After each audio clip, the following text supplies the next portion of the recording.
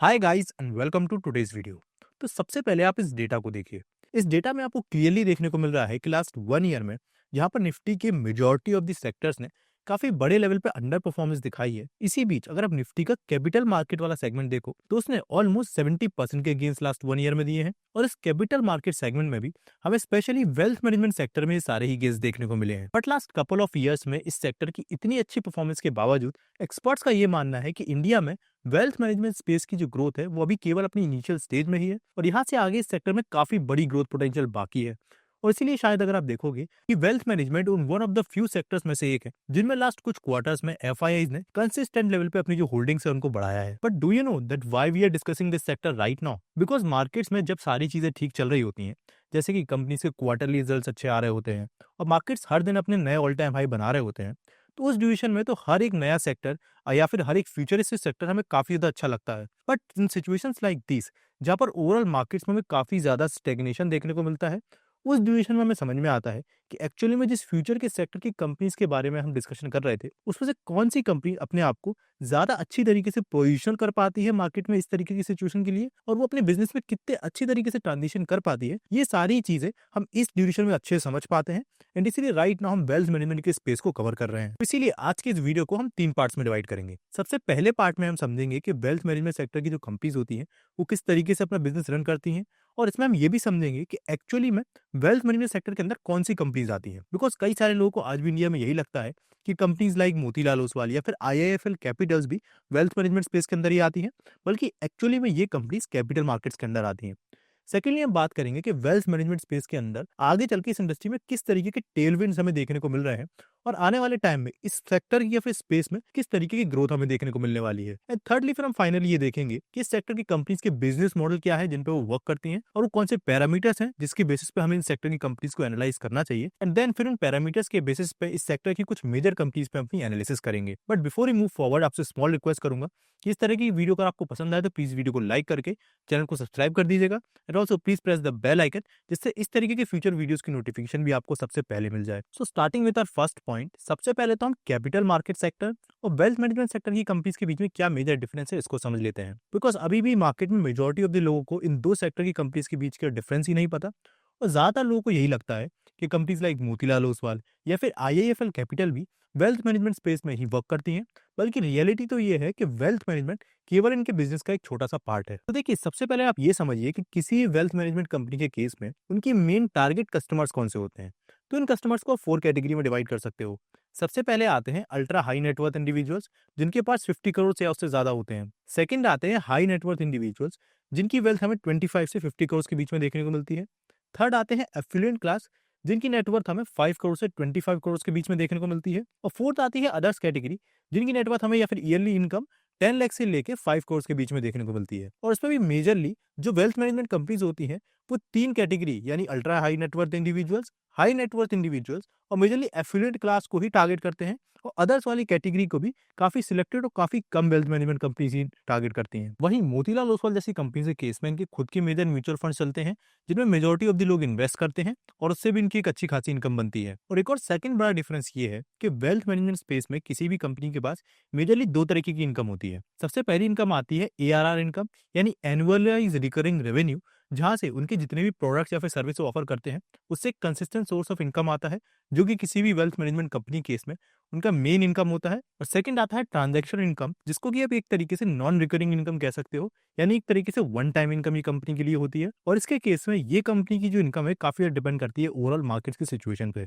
अब देखिए, अगर मैं आपको बताऊं कि वेल्थ मैनेजमेंट कंपनी का काम क्या होता है, कि इनकी मेन टारगेट कस्टमर्स होते हैं अल्ट्रा हाई नेटवर्थ या फिर हाई नेटवर्थ इंडिविजुअल्स। उनके केस में मेजोरिटी ऑफ दी जो ये कस्टमर्स होते हैं इनके खुद के अपने बिजनेस वेंचर्स रन हो रहे होते हैं। तो सबसे पहले तो जो एक वेल्थ मैनेजमेंट कंपनी होती है वो इन सारे कस्टमर्स को उनकी कंपनीज को मार्केट में लिस्ट करने में हेल्प करती है, और लिस्टिंग के चलते उनको हाईएस्ट वैल्यूएशन कैसे प्रोवाइड करा जाए वो सारी सर्विसेज प्रोवाइड करती है। और इस सर्विस को प्रोवाइड करने से जो कंपनी को इनकम आती है वो इनकी ट्रांजैक्शनल इनकम में आ जाती है, यानी वन टाइम इनकम।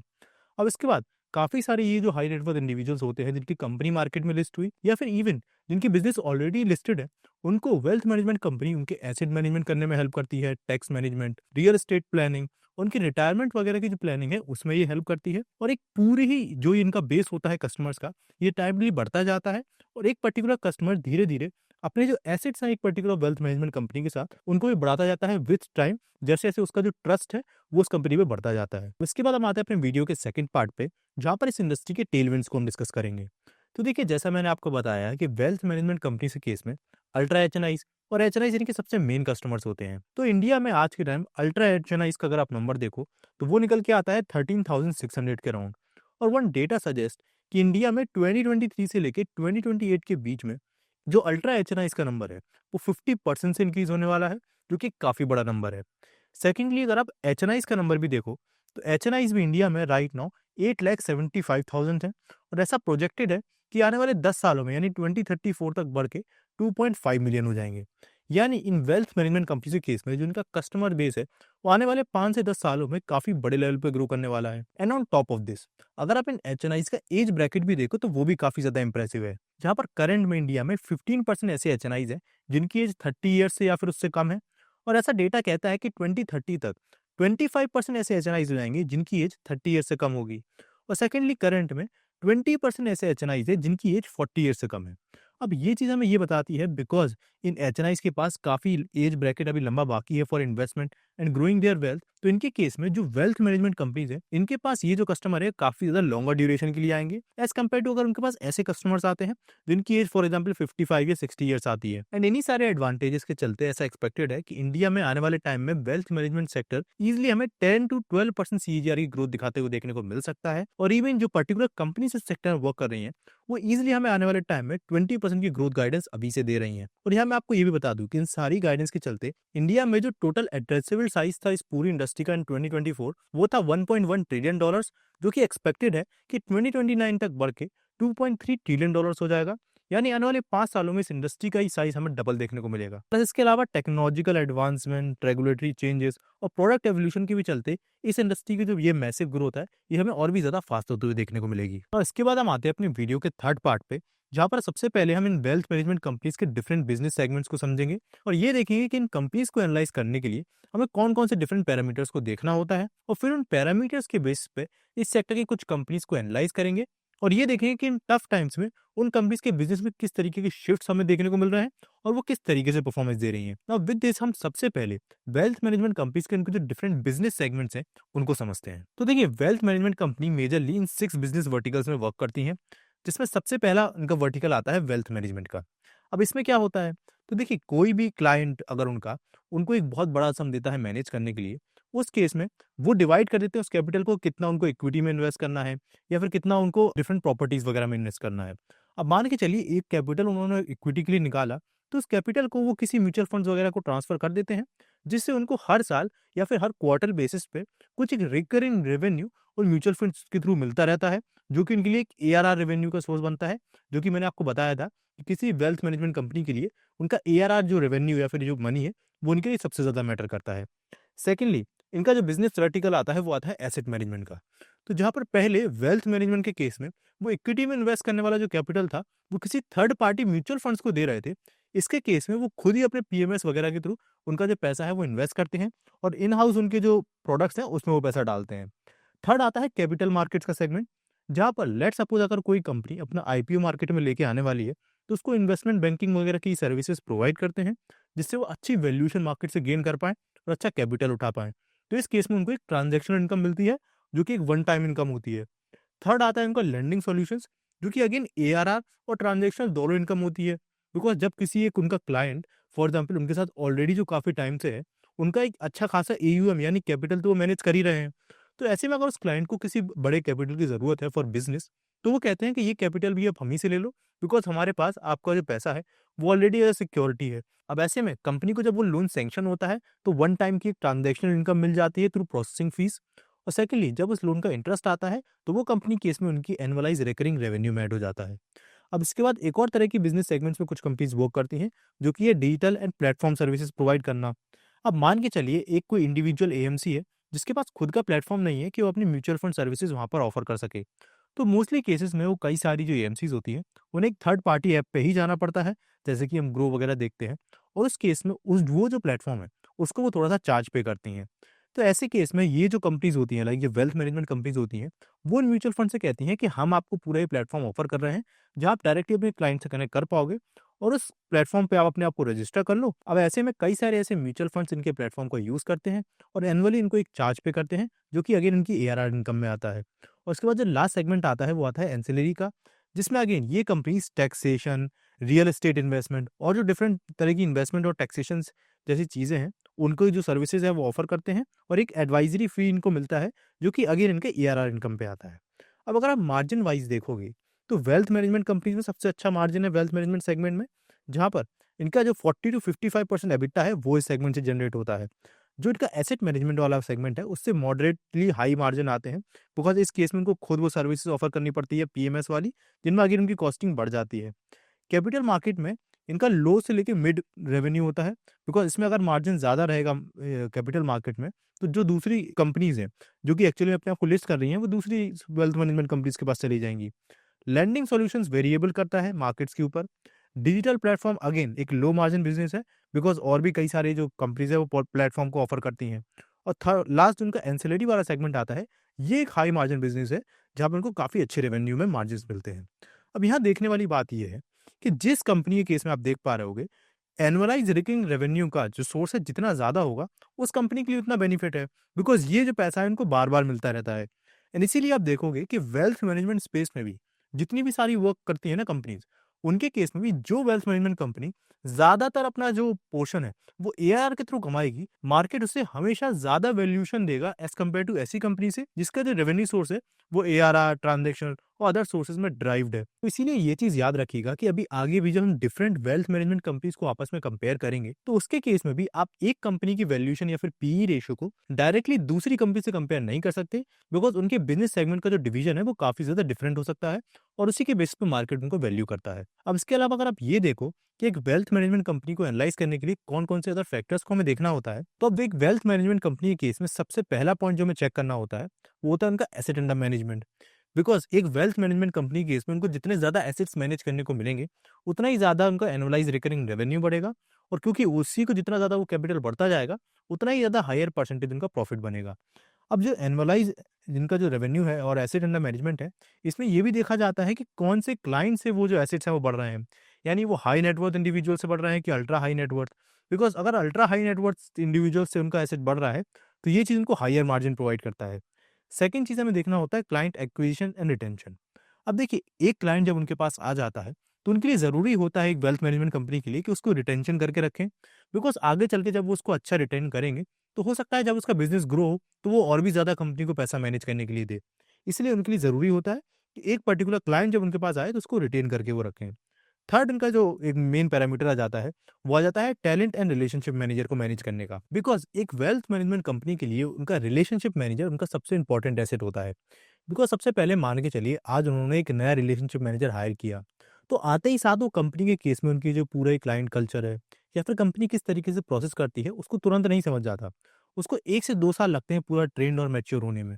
अब 1 से 2 या 3 साल की ड्यूरेशन में वो धीरे धीरे अपने जो क्लाइंट्स हैं उनके साथ रिलेशन बनाता है, क्लाइंट्स को उनके ऊपर ट्रस्ट होता है, और ऐसे में उस ट्रस्ट के साथ साथ वो जो क्लाइंट है उनको और भी ज़्यादा पैसे देते हैं मैनेज करने के लिए। अब ऐसे में मान के चलिए एक उनका जो रिलेशनशिप मैनेजर है उसको 5 से 6 साल हो गए, जहाँ पर वो मल्टीपल हाई नेटवर्थ इंडिविजुअल्स या फिर अल्ट्रा हाई नेटवर्थ इंडिविजुअल्स का पैसा मैनेज कर रहा है, और उसका एक काम होता है कि वो एक अच्छे रिलेशन उनके साथ बिल्ड करके रखे।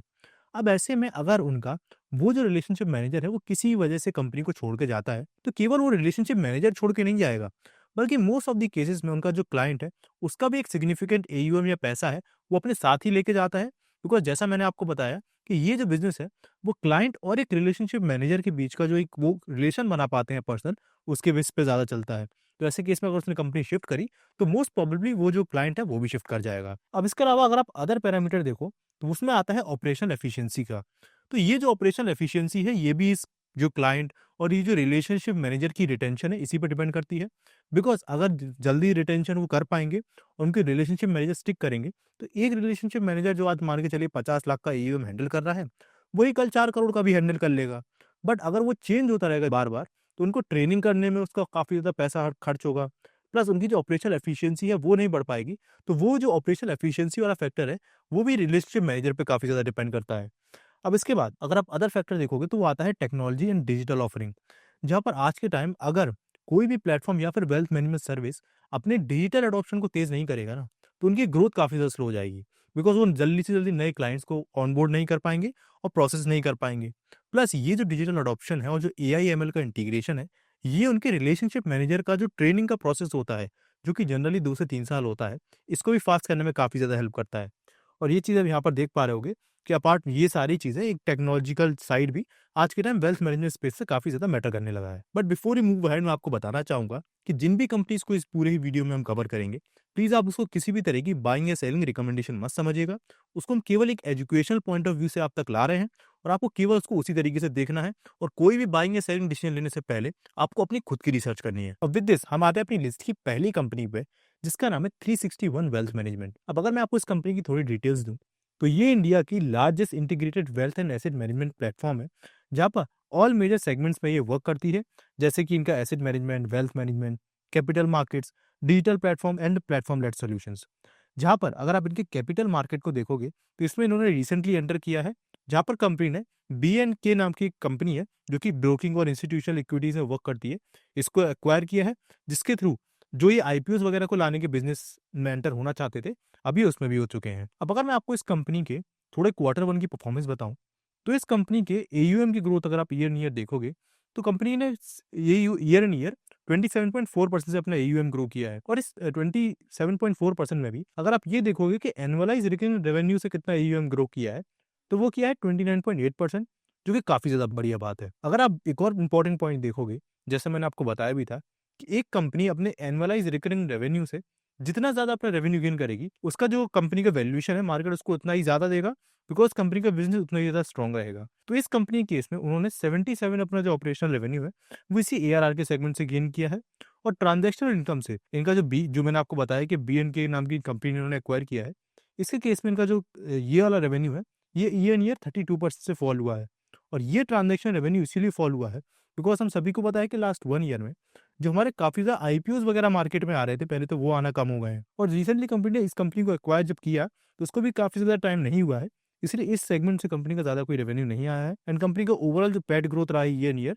वो 18% का रहा है। और अगर आप बात करोगे कॉस्ट टू इनकम रेशियो की, तो 48.4% का है। अब इसके बाद मैं आपको बताता हूँ कि इस पर्टिकुलर कंपनी के केस में मुझे कौन से पॉजिटिव फैक्टर्स लगे, कौन से कंसर्निंग फैक्टर्स लगे, और ओवरऑल कंपनी के जो मैनेजमेंट है, उनका कंपनी के फ्यूचर को लेकर क्या गाइडेंस है। सबसे पहले अगर हम पॉजिटिव फैक्टर से शुरुआत करें, तो कंपनी के से पहला पॉजिटिव ये है कि कंपनी अपने डिजिटल प्लेटफॉर्म्स के चलते अब मास मार्केट को भी टारगेट कर रही है, जहाँ पर जो ईटी मनी प्लेटफॉर्म है वो इसी कंपनी के थ्रू निकाला गया है, और उसका मार्केट में काफी ज्यादा अच्छा रिस्पॉन्स है। सेकंड पॉजिटिव फैक्टर ये है कि अगर आप कंपनी का ओवरऑल AUM ग्रोथ देखो, तो हमें पता है कि लास्ट 1 ईयर में तो AUM growth year in year काफी सारी कंपनीज का अच्छा in the wealth management space. But अगर आप लास्ट 1 क्वार्टर में भी देखो, यानी Q1 ऑफ फाइनेंशियल ईयर 26, जो कि काफी ज्यादा वीक रहा है, इस क्वार्टर में भी कंपनी ने 200 plus new high value families को एज अ क्लाइंट ऑनबोर्ड किया है, जो कि कंपनी के बिजनेस की स्ट्रेंथ दिखाता है कि इस तरीके के फ्लगी मार्केट में भी कंपनी अच्छी परफॉर्मेंस कर रही है और नए AUM लेके आ पा रही है। कंपनी का जैसे मैं आपको ऑलरेडी बता चुका हूं कि ARR पे काफी अच्छा फोकस है, जहां पर उनका 77% रेवेन्यू ARR से ही आता है, और ब्रोकिंग बिजनेस को भी डेवलप कर रहे हैं।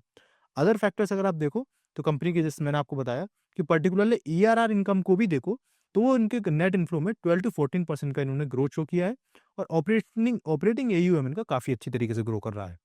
अब बात करते हैं कंसर्निंग पॉइंट की, जो कि कंपनी के रिलेशनशिप मैनेजर का जो इनका रिटेंशन है वो। अब ये कैसे कंसर्निंग है, उसको मैं आपको कंपनी के प्रेजेंटेशन के थ्रू दिखाता हूँ। तो कंपनी की इन्वेस्टर प्रेजेंटेशन में अगर आप कंपनी की कंसोलिडेटेड बिजनेस परफॉर्मेंस देखो,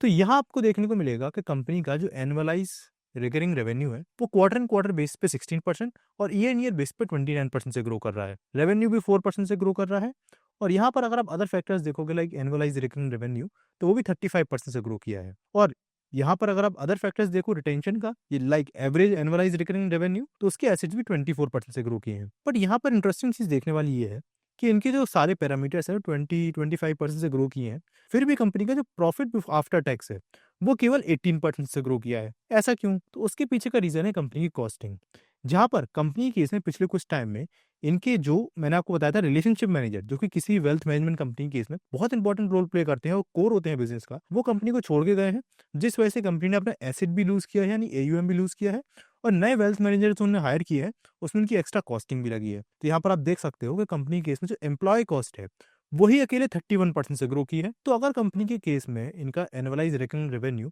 29% से ग्रो होता भी है और अगर एम्प्लॉय कॉस्ट ही 31% से ग्रो हो जाती है, तो ऐसे केस में कंपनी के लिए ये तो नेगेटिव ही है। इसीलिए कंपनी में इतनी अच्छी ग्रोथ के बावजूद कंपनी ने बताया है कि उनकी प्रॉफिट आफ्टर टैक्स में केवल 18% की ग्रोथ है। अब हालांकि कंपनी के मैनेजमेंट ने ये बोला है कि कंपनी ने रिसेंटली नया टैलेंट हायर किया है, जिससे कंपनी जल्दी ही ग्रूम कर देगी। बट अगेन उनके केस में रिलेशनशिप मैनेजर का ये जो रिटेंशन है, इस पर उन्हें ध्यान देना पड़ेगा। और सेकंडली अगर आप इनकी मैनेजमेंट की कमेंट्री पढ़ो फॉर द ग्रोथ गाइडेंस जो कि आने वाले टाइम में उन्होंने बोला है, तो उसके केस में मैनेजमेंट का कहना है कि उनकी जो एसेट मैनेजमेंट और वेल्थ मैनेजमेंट का बिजनेस जो एयूएम ग्रोथ ला रहा है, वो कंटिन्यूसली इसी तरीके से लाता रहेगा। प्लस वो टारगेट कर रहे हैं कि उनका जो कॉस्ट टू इनकम रेशियो है, उसको वो कम कर सकें। जैसे कि उन्होंने रिसेंटली जो एक्विजिशंस करे हैं, उनका कहना है इससे उनका फाइनेंशियल ईयर 26 के एंड तक जो कॉस्ट टू इनकम रेशियो है वो और भी ज़्यादा बेटर हो जाएगा। और एक्सपेक्टेड पैट और जो टेंजिबल है और जिस तरीके की ग्रोथ वो अभी शो कर रहे हैं, उसी तरीके की ग्रोथ वो आगे भी एक्सपेक्ट कर रहे हैं। तो अब इसके बाद हम फाइनली 361 के फाइनेंशियल्स को चेक करते हैं और इसके लिए हम यूज़ करेंगे scanx.trade के टूल का। तो यहाँ पर सबसे पहले अगर आप 361 के केस में फाइनेंशियल्स को उसके चेक करोगे तो मार्केट कैप कंपनी का है 42,000 करोड़, पीई रेशियो आपको 41 का देखने को मिल रहा है, ईपीएस 27 का। और अगर आप इसको सेक्टर पीई से कंपेयर करोगे तो सेक्टोरियल पीई से ये थोड़ा हायर साइड पे है। अगर आप इन्वेस्टमेंट पे रिटर्न्स को देखोगे तो लास्ट 5 ईयर्स पे कंपनी ने 338% रिटर्न्स, 4 ईयर्स में 2230% रिटर्न्स, 3 ईयर्स में 166% रिटर्न्स और लास्ट 2 ईयर्स में हमें 110% के रिटर्न्स देखने को मिल रहा है। बट लास्ट 1 ईयर में अगर आप देखोगे तो कंपनी के रिटर्न्स हमें फ्लैट ही देखने को मिले हैं। अगर आप एनालिस्ट की रेटिंग देखोगे तो 100 में से 90% एनालिस्ट इस कंपनी में बाइंग की रेटिंग देते हैं और रेस्ट ऑफ द 10% एनालिस्ट इसमें होल्ड की रेटिंग देते हैं और सेल करने के लिए आपको कोई भी नहीं बोल रहा है। और यहाँ मैं आपको बता दूं कि आपको अपना डिसीजन केवल इस एनालिस्ट रेटिंग के बेसिस पे नहीं लेना है, आपको अपनी रिसर्च के बेसिस पे जो फाइंडिंग हो उसी के बेसिस पे कोई डिसीजन लेना है। फर्दर अगर आप मोर डिटेल्स चेक करो तो फोरकास्ट में कंपनी की नेट इनकम यहाँ से एस्टिमेटेड है कि कंपनी में वर्स्ट केस पॉसिबिलिटी में भी वो जो इनकम है वो ग्रो ही होगी। और अगर आप प्राइस का फोरकास्ट भी देखोगे तो हाई और मीन केस से यहाँ से कंपनी में अच्छा खासा में अपसाइड देखने को मिल रहा है। और इवन जो लोएस्ट केस है जो कि कंपनी में वर्स्ट केस पॉसिबिलिटी प्रिडिक्ट की जा रही है, जो कि 1150 की है, वो भी कंपनी के करंट स्टॉक प्राइस से हमें हायर साइड पे देखने को मिल रहा है। अगर आप ग्रोथ रेट की बात करो तो लास्ट 1 ईयर में कंपनी में रेवेन्यू में 41% की ग्रोथ, नेट इनकम में ग्रोथ हमें 22% की, कैश फ्लोज में हमें 64% के देखने को मिल रहे हैं, आरओई 10% और आरओसी -10% का यहाँ इसीलिए देखने को मिल रहा है बिकॉज ये कंपनी लैंडिंग वगैरह के बिजनेस में भी है और एसेट मैनेजमेंट की है, तो इस केस में हम आरओसी नहीं चेक करेंगे। अब इसके बाद अगर आप फर्दर कंपनी की क्वार्टर इन क्वार्टर बेसिस सबसे पहले परफॉर्मेंस देखोगे तो रेवेन्यू के टर्म्स में हमें देखने को मिल रहा है कि Q1 ऑफ फाइनेंशियल 26 जो कि one of the most weakest quarter रहा है हमारे मार्केट्स में, उसमें भी कंपनी के रेवेन्यू कंपनी ने बढ़ाए हैं, इवन कंपनी के एक्सपेंसेस उसके अगेंस्ट कम हुए हैं और कंपनी का जो एबिटा है वो भी ग्रो हुआ है। कंपनी के operating profit margin highest ever है 62% के और कंपनी केस में जो नेट प्रॉफिट है वो भी हाईएस्ट एवर है 285 करोड़ का in this particular quarter. Apart from this अगर आप अदर इंपॉर्टेंट डिटेल्स देखो लाइक शेयर होल्डिंग पैटर्न, तो कंपनी में प्रोमोटर्स की होल्डिंग आपको यहाँ पर कम होती हुई देखने को मिल रही है। पर यहाँ मैं आपको बता दूं कि इसी के अगेंस्ट जो पब्लिक में होल्डिंग है वो कंसिस्टेंटली इसीलिए बढ़ी है बिकॉज इनके प्रोमोटर्स ने प्रोमोटर वाले सेक्शन से अपने स्टेक सेल करके उसको पब्लिक वाले सेक्शन से बाय कर लिया है, यानी प्रोमोटर्स के वही जो स्टेक जो पहले थे वो अभी भी सेम है। एफआई इज इंटरेस्टिंगली इस पूरी कंपनी में अपने स्टेक को बढ़ा रहे हैं और डीआईज ने भी अपने स्टेक को लास्ट एक क्वार्टर में बढ़ाया है। अब इसके बाद मैं आपको हमारी अगली कंपनी पे लेके चलता हूँ जिसका नाम है आनंद राठी वेल्थ। अब आनंद राठी के केस में सबसे पहले अगर आप कंपनी का पीई रेशो देखोगे तो इसका पीई रेशो आपको 360 कंपैरिजन में काफी ज्यादा देखने को मिलेगा 67 का। और ये इसीलिए है बिकॉज जैसा मैंने आपको बताया था कि वेल्थ मैनेजमेंट की स्पेस में जो कंपनी जितना ज्यादा रेवेन्यू अपने कोर बिजनेस यानी एआरआर एनुअलाइज रिकरिंग रेवेन्यू के सेगमेंट से कमाएगी, उसको जो मार्केट है उतना ज्यादा हायर वैल्यूएशन देगा। और यहाँ पर आनंद राठी के केस में इनका मेजोरिटी ऑफ द रेवेन्यू यानी 90% से भी ज्यादा रेवेन्यू इनकी एआरआर इनकम से आता है। इसीलिए आप देख पा रहे हो कि इनका पीई रेशियो भी 360 कंपैरिजन में ज्यादा है और जो पीई रेशियो इनके सेक्टर के पीई कंपैरिजन में है वो भी हायर वैल्यूएशन पे ट्रेड कर रहा है। यानी इसीलिए आपको ऐसी कंपनीज को साइड बाय साइड केवल पीई रेशियो के बेस पे कंपेयर नहीं करना है। अब इसकी बिजनेस को एनालाइज करके मैं आपको बताता हूँ कि इनके केस में इतना ज्यादा हाई पीई मार्केट ने क्यों दे रखा है। तो अगर आप आनंद राठी वेल्थ की बिजनेस सेगमेंट पे जाओ तो सबसे पहले अगर आप इनके सेगमेंट वाइज बिजनेस को देखो तो ये मेजरली वेल्थ मैनेजमेंट के स्पेस में वर्क करते हैं जहां से इनका मेजर एआरआर रेवेन्यू आता है और एसेट मैनेजमेंट या फिर कैपिटल मार्केट के सेगमेंट जैसे अदर सेगमेंट्स पे ये बिल्कुल ही वर्क नहीं करते हैं। यानी कंपनी का स्पेसिफिक फोकस है उनके वेल्थ मैनेजमेंट के स्पेस से, जिस वजह से इनका मैक्सिमम एआरआर जनरेट होता है और कंपनी को मार्केट ने इतना ज्यादा हायर वैल्यूएशन दे रखी है। Apart from this company lending के बिजनेस में भी थोड़ा बहुत वर्क करती है और डिजिटल प्लेटफॉर्म के बिजनेस सर्विसेज भी ऑफर करती है प्लस एंसिलिटीज की सर्विस। अब अगर आप कंपनी के Q1 की परफॉर्मेंस देखोगे तो मैट्रिक्स में कंपनी के ईयर नेट प्रॉफिट ग्रोथ हुआ है 28% से, रिकॉर्ड प्रॉफिट मार्जिन रहे इनके इस साल 33% के। इनके अगर आप टोटल रेवेन्यू की बात करो तो वो 16%, रेवेन्यू फ्रॉम ऑपरेटिंग और रेवेन्यू फ्रॉम ऑपरेशंस 15% से ग्रो की है। बट वहीं अगर आप प्रॉफिट बिफोर टैक्स देखोगे तो यहाँ पर इनमें इसमें हमें ग्रोथ 28% की देखने को मिल रही है। अब यहाँ पर मैं आपको बताऊंगा कि कैसे कंपनी के इसमें जब रेवेन्यू केवल 16% से ग्रो किया है तो फिर कंपनी का प्रॉफिट बिफोर टैक्स इतने बड़े लेवल पर जंप कैसे किया है, ये हम आगे कंपनी के इन्वेस्टर प्रेजेंटेशन में भी देखेंगे और ये जो एयूएम से रिलेटेड कंपनी का जो ग्रोथ है उसके बारे में भी डिस्कस करेंगे। पर उससे पहले मैं आपको कुछ और इंपॉर्टेंट पॉइंट्स बता देता हूँ। तो अगर अदर सेगमेंट्स की मैट्रिक्स देखो यानी म्यूचुअल फंड डिस्ट्रीब्यूशन में भी कंपनी का रेवेन्यू 27% से ग्रो किया है। इक्विटी म्यूचुअल फंड्स में शेयर कंपनी का 54% पे स्टेबल है। Main point, net new client families, जहां पर हमें 360 केस में उन्होंने लास्ट 1 क्वार्टर में 200 न्यू फैमिलीज ऐड की थी, इन्होंने 600 फैमिलीज ऐड की हैं, जो कि बताता है सेम क्वार्टर में कि कंपनी के केस में जो बिजनेस की एफिशिएंसी है वो काफी ज्यादा अच्छी है। और यहाँ पर कंपनी के केस में इनके क्लाइंट एट्रेशन भी काफी ज्यादा अच्छा है, जिससे कंपनी अपने एयूएम को मैनेज कर पाई है अच्छी तरीके से। बट मैं यहाँ पर इस कंपनी केस में जो मेन पॉइंट मुझे देखने को मिला उसके बारे में आपको बताता हूँ। तो देखिए, जैसा हमने डिस्कस किया था कि कंपनी केस में यहाँ पर एज यू कैन सी कि कंपनी के जो रेवेन्यू फ्रॉम ऑपरेशंस है वो केवल 15.3% से ईयर ग्रो करे। बट यहाँ पर कंपनी का जो हमें प्रॉफिट बिफोर टैक्स है वो 27% से ग्रो करते हुए देखने को मिल रहा है, जो कि एग्जैक्ट ऑपोजिट सिचुएशन है जो कि हमें 361 में देखने को मिली। अब ये हुआ क्यों? क्योंकि यहाँ पर आप देख पा रहे होगे कि कंपनी केस में कंपनी के रेवेन्यू तो बढ़े 15% से, पर कंपनी के जो एम्प्लॉय के बेनिफिट और एक्सपेंसेस थे, जो कि अगेन ज्यादा तेजी से बढ़ने चाहिए थे, वो केवल 5% से ग्रो करे और अदर एक्सपेंसेस केवल 14% से ग्रो करे। अब इस केस में ये जो एम्प्लॉय के एक्सपेंसेस हैं ये इसीलिए कम ग्रो करे बिकॉज आनंद राठी का बिजनेस मॉडल ना एक सिंपल फंडा पे वर्क करता है। मान के चलिए आज इनका एक रिलेशनशिप मैनेजर है जो कि अराउंड 10 लाख का इनका जो एयूएम है वो मैनेज कर रहा है। तो ये उस 10 लाख रुपीस की जो वैल्यू है ये उस रिलेशनशिप मैनेजर के केस में मिनिमम एसेट है जो कि उसको मैनेज करना है। अब इनका कहना होता है कि एक एसेट मैनेजर यानी एक रिलेशनशिप मैनेजर जब तक 40 लाख का एयूएम ना अपना गैदर कर ले थ्रू हिज क्लाइंट्स, तब तक उसको कोई एडिशनल उसका जो एयूएम वो मैनेज कर रहा है उस पर कोई कमीशन नहीं मिलता है। और जब वो 40 लाख से काफी ज्यादा बढ़ जाता है उसका जो एयूएम है, तब उसको उसको एयूएम के बेस पे अलग से कमीशन मिलने लगता है। तो इस कंपनी के केस में काफी सारे इसके रिलेशनशिप मैनेजर ऐसे थे जिन्होंने अपना जो एयूएम है उसको 10 लाख से 40 लाख के बीच में बढ़ाया, जिस वजह से कंपनी केस में उनके एसेट्स तो इंक्रीज हुए, यानी इनके एसेट अंडर मैनेजमेंट तो इंक्रीज हुए और रेवेन्यू भी इंक्रीज हुआ, पर उससे कंपनी को एक्सपेंसेस ज्यादा नहीं देने पड़े बिकॉज अलग से उनको रिलेशनशिप मैनेजर को कोई एक्स्ट्रा कमीशन पे नहीं करना पड़ा। और सेकेंडली एक बेनिफिट ये भी है कि कंपनी केस में कंपनी का एक मॉडल है जहाँ पर उनके जो जूनियर रिलेशनशिप मैनेजर्स होते हैं, कंपनी का फोकस होता है कि वो उन्हीं को ट्रेन करके बाद में उन्हीं को मेन रिलेशनशिप मैनेजर बनाए, जिससे कंपनी केस में उनका जो ट्रेनिंग प्रोसेस है वो फास्ट हो जाता है। और एक नए एम्प्लॉय को जहाँ पर कंपनी के कल्चर और वर्क एथिक्स को समझाने में काफ़ी ज़्यादा टाइम लगता है, वहीं एक ऐसा पर्सन जो कि ऑलरेडी जूनियर लेवल पे वर्क कर रहा है काफ़ी टाइम से, उसको ये सारी चीज़ें सिखाना और अडॉप्ट कराने में उन्हें काफ़ी कम टाइम लगता है। तो ये जो फैक्टर्स हैं वो मुझे आनंद राठी केस में स्पेसिफिकली काफ़ी ज़्यादा अट्रैक्टिव लगे। अब इसके बाद अगर उनके मैनेजमेंट की गाइडेंस के बारे में बात करें तो कंपनी का सबसे पहले तो कहना था कि वो फाइनेंशियल ईयर 26 के एंड तक अपना जो टोटल रेवेन्यू है उसको 1175 करोड़ टारगेट कर रहे हैं, जिसमें से पैट इनका टारगेट है कि 375 करोड़ का वो टारगेट करें। ऐसे केस में कंपनी ने ऑलरेडी क्वार्टर 1 में 25% अपना ये जो टारगेट है उसको अचीव कर लिया है, यानी कंपनी अपने इस टारगेट को अचीव करने के लिए एक ऑन पॉइंट वर्क कर रही है। क्लाइंट फर्स्ट स्ट्रेटेजी लेकर रख रही है, जिससे कंपनी अपना जो रिस्क है उसको एडजस्ट कर सके, और टैक्स एफिशिएंसी फॉर क्लाइंट्स इस पर ही वर्क कर रही है। ऑपरेशनल एफिशिएंसी ऑलरेडी कंपनी काफ़ी अच्छी है और कंपनी ये कहना है कि उसको बनाए रखेगी। और आउटलुक कंपनी का ये है कि वो एचएनआईज और अल्ट्रा एचएनआईज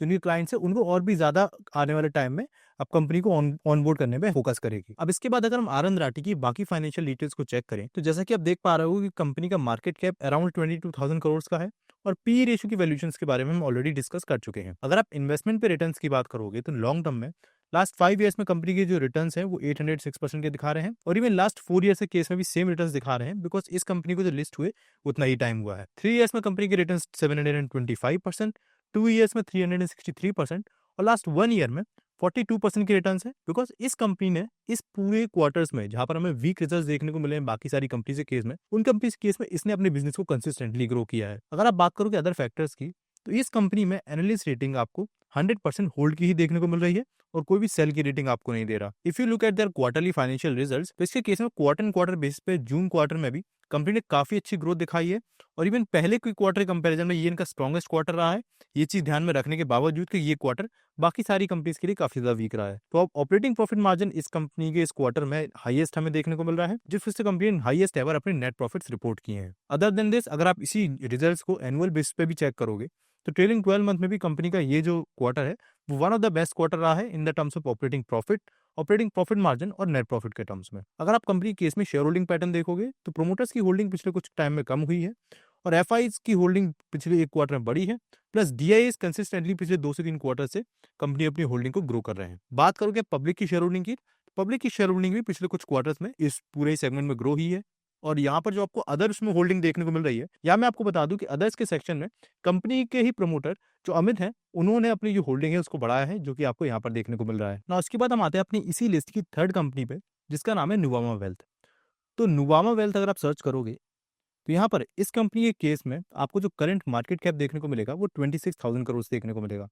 बात करोगे पीई रेशो की, तो बाकी दो कंपनी से कंपैरिजन में इस कंपनी का जो पीई रेशो है वो आपको काफी कम देखने को मिलेगा। और इवन ये जो कंपनी है ये अपने सेक्टर पीई से भी लोअर वैल्यूएशन पर ट्रेड कर रही है। बट यहाँ मैं आपको बता दूं कि इस कंपनी के केस में ये वैल्यूएशन आपको इसीलिए मार्केट ने इसको कम दिया है बिकॉज कंपनी केवल आनंद राठी की तरह वेल्थ मैनेजमेंट की स्पेस में ही वर्क नहीं करती, बल्कि कंपनी की ओनली फ्यू कंपनीज में से एक है जो कि वेल्थ मैनेजमेंट के हर एक सेगमेंट पे इक्वली फोकस करती है और काफी अच्छी तरीके से ग्रो कर रही है। और बिकॉज सारे ही सेगमेंट से कंपनी की इनकम आती है तो मार्केट ने इसको लोअर वैल्यूएशन दे रखी है। अब इस कंपनी केस में मुझे क्या मोस्ट इंपॉर्टेंट पॉइंट लगते हैं वो मैं आपको बताता हूँ।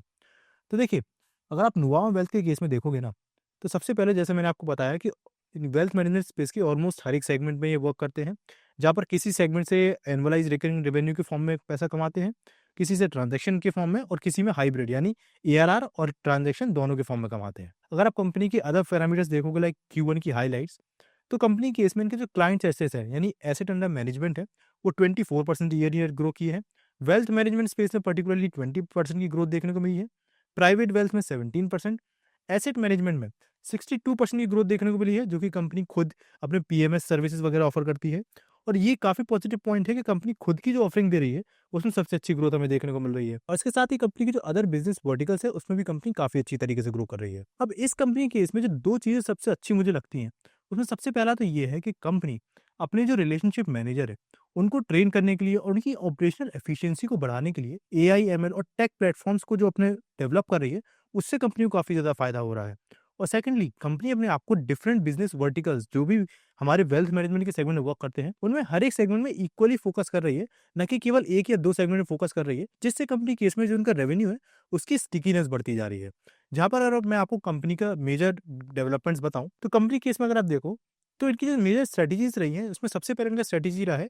अपने आरएम डेवलपमेंट्स को लेके यानी रिलेशनशिप मैनेजर्स की डेवलपमेंट को लेके, जहां पर एआई एमएल के चलते जो ट्रेनिंग कंपनी ने मॉडल तैयार किया है उससे उनके ईयर 9% से रिलेशनशिप मैनेजर्स का हेडकाउंट बढ़ गया है। अब यहाँ मैं आपको बता दूं कि किसी भी वेल्थ मैनेजमेंट कंपनी केस में उनके रिलेशनशिप मैनेजर का हेडकाउंट इतनी जल्दी ग्रो नहीं होता, बिकॉज इवन अगर वो हायर भी करते हैं एक रिलेशनशिप मैनेजर को तो उसको ट्रेन करने में काफी ज्यादा टाइम लग जाता है। पर यहाँ पर कंपनी टेक की मदद से उस प्रोसेस को काफी ज्यादा फास्ट कर रही है। अब इससे कंपनी केस में जो क्लाइंट स्टिकीनेस है वो भी इंक्रीज हुई है, प्लस कंपनी अपने डिजिटल प्लेटफॉर्म्स पे जो फोकस कर रही है उससे इनके जो रिलेशनशिप मैनेजर्स है उनकी प्रोडक्टिविटी काफी ज्यादा इंक्रीज हुई है, बिकॉज उनको कंपनी को एनालाइज करने में और उनके पोर्टफोलियोज को मैनेज करने में ये जो इंक्रीज टेक्नोलॉजी है वो काफी ज्यादा हेल्प कर रही है। अब इस चीज का कैसे इंपैक्ट पड़ रहा है ओवरऑल कंपनी के बिजनेस में, उसके लिए मैं आपको कंपनी की इन्वेस्टर प्रेजेंटेशन पे लेके चलता हूँ। तो यहाँ पर आपको कंपनी केस में इनकी इन्वेस्टर्स प्रेजेंटेशन देखने को मिल रही है।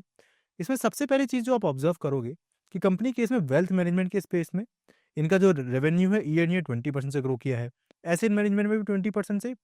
जो इनका एसेट सर्विसेज वाला मॉडल है वो 99% से ग्रो किया है, और इनका जो कैपिटल मार्केट है वो 59% से ग्रो किया है, यानी हर एक सेगमेंट में अच्छी खासी ग्रोथ है।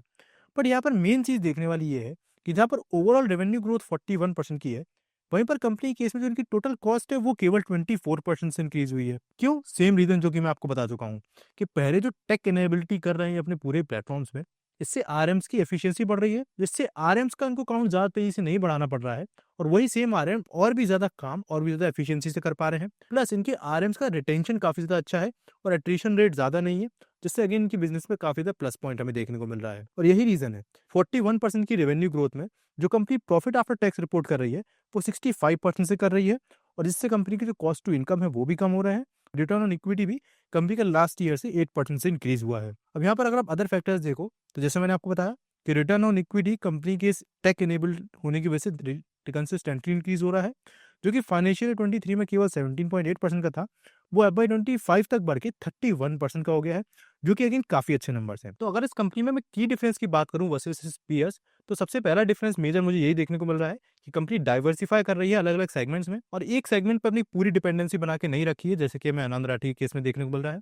और इस चीज़ का बेनिफिट कंपनी को जब मिलता है, जब किसी एक पर्टिकुलर सेगमेंट में मार्केट के किसी मूव की वजह से अगर प्रेशर आता है, तो उससे इस कंपनी के केस में जो इम्पैक्ट पड़ेगा वो कम पड़ेगा। और सेकेंडली, टेक एनेबल ये प्लेटफॉर्म्स काफ़ी ज़्यादा तेज़ी से ग्रो कर रही है, और अपने टेक एनेबलमेंट और एआई और एमएल की ग्रोथ में इस चीज़ पे काफ़ी ज़्यादा कंपनी फोकस कर रही है। अदर चीज़ अगर आप देखो तो कंपनी के में सस्टेनेबल प्रॉफिट ग्रोथ हमें देखने को मिली है in terms of ROE and PAT as compare to, अगर आप इनके अदर जो कंपेरेटर्स है उससे अगर कंपेयर करो। अब इसके बाद अगर आप नुवामा की अदर फाइनेंशियल डिटेल्स को चेक करोगे, तो मार्केट कैप वगैरह तो हम ऑलरेडी चेक कर चुके हैं। बात करोगे आप इन्वेस्टमेंट पे रिटर्न्स की, तो इस कंपनी को मार्केट में लिस्ट हुए ऑलमोस्ट 2 ईयर्स ही हुए हैं, और लास्ट 2 साल में कंपनी ने 176% की रिटर्न्स दी हैं टोटल, और लास्ट 1 ईयर में भी 20% की रिटर्न्स डिलीवर की हैं। इट्स बिकॉज़ कंपनी अपने टेक का यूज़ कर रही है, और जो अपना ओवरऑल डाइवर्सिफिकेशन कर रही है बिज़नेस सेगमेंट्स में, इस वजह से इनका मार्केट के डिफरेंट कंसोलिडेशन के फेजेस में भी जो बिज़नेस है वो कंसिस्टेंटली ग्रो कर रहा है।